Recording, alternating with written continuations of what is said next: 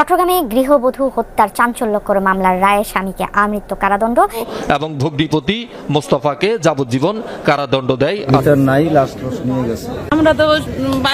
আসসালামু আলাইকুম বন্ধুরা, সবাই কেমন আছেন? আশা করি অনেক অনেক ভালো আছেন। দর্শক শ্রোতা, আজকের যে ভিডিও ক্লিপটা আপনাদেরকে দেখাইছি হয়তোবা আপনারা বুঝতে পেরেছেন। আর আজকের এই ভিডিওগুলো শুধুমাত্র তাদের জন্যই যারা স্বামী স্ত্রীর মধ্যে প্রচুর পরিমাণের গ্যাঞ্জাম করেন এবং ঝগড়া করেন, দুনিয়ার থেকে অনেকেকে বিদায় করে দিতে চান। প্রিয় দর্শক, এই ঘটনা যদি আপনার জীবনে ঘটে থাকে, অবশ্যই আজকের এই ভিডিওর মাধ্যমে সতর্ক হয়ে যান। কারণ বাংলাদেশের বর্তমান অন্তর্বর্তীকালের সরকার এমন একটি নিয়ম চালু করেছে, আপনারা শুনলে অবাক হয়ে যাবেন, আশ্চর্য হয়ে যাবেন। হয়তোবা অনেক কিছুই অনেকেই জানেন না। আগে আপনারা যারা স্বামীরা ছিলেন, বিশেষ করে কিছু দুষ্কৃত পুরুষ রয়েছে যা স্ত্রীদেরকে অনেক প্রচুর পরিমাণের মারধর করে এবং অনেক চাপ সৃষ্টি করে, তাদের জন্য আজকের এই ভিডিওটি। সতর্ক হয়ে যাবেন, আপনারা কিন্তু কেউ প্রাণে বাঁচতে পারবেন না।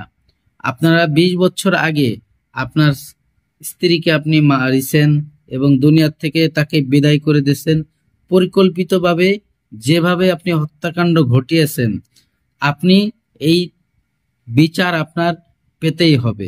কারণ বর্তমান অন্তর্বর্তীকালের সরকার যে প্রতিশ্রুতি দিছে যে হত্যার বদলে হত্যা করা হবে, অর্থাৎ আপনি যদি অপরাধী হন তাহলে অপরাধের সাজা আপনার পেতেই হবে, সেটা আগে এবং পরে।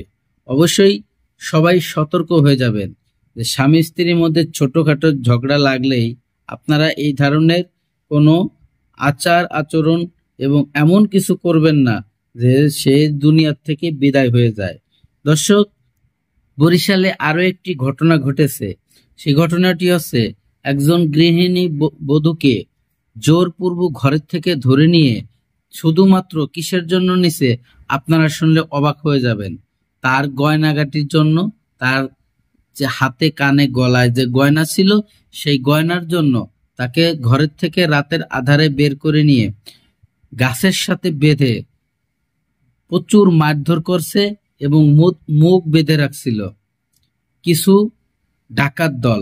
আর সেই ঘটনার একটি সূত্রপাত ধরে পুলিশ প্রশাসন, বাংলাদেশের বর্তমান অন্তর্বর্তীকালের সরকারের যে পুলিশ প্রশাসন রয়েছে, তারা কিন্তু খুঁজে খুঁজে তিল তিল করে বের করে নেবে আপনাকে।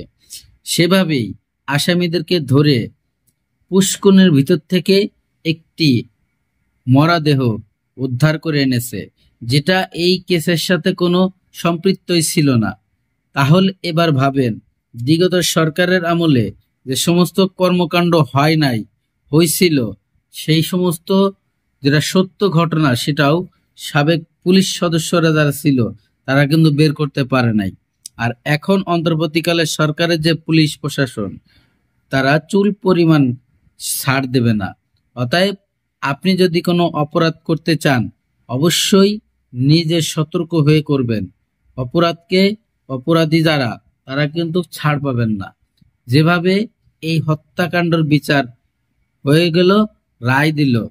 প্রিয় দর্শক, বেশি কথা বাড়াবো না, চলে যাবো সে গুরুত্বপূর্ণ ভিডিওগুলো দেখার জন্য। ভিডিওতে যাওয়ার আগে ছোট্ট করে একটি রিকোয়েস্ট করব।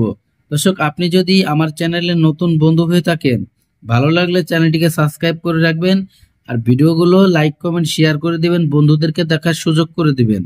নিহত গৃহবধূর স্বামী জামিলকে আমৃত্যু কারাদণ্ড এবং ভগ্নিপতি মোস্তফাকে যাবজ্জীবন